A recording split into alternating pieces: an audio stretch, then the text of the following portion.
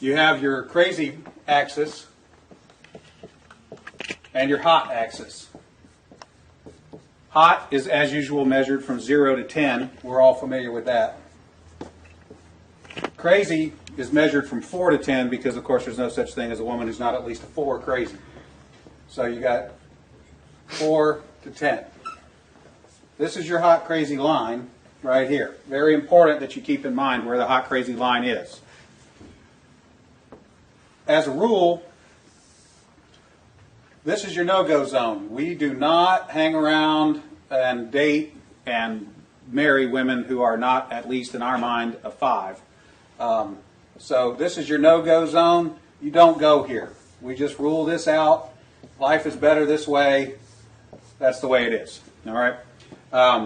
Above a 5 and to about an 8 and below the crazy line, this is your fun zone.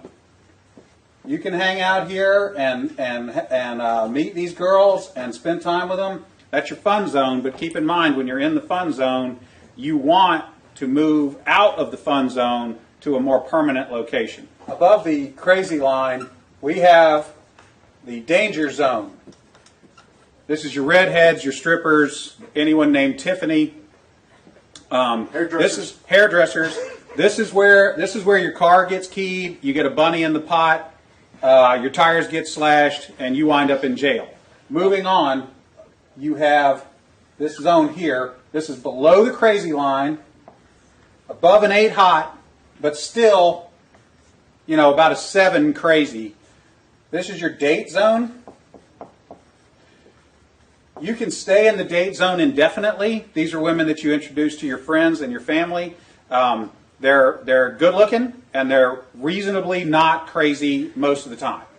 Okay, so you can stay here indefinitely. Now,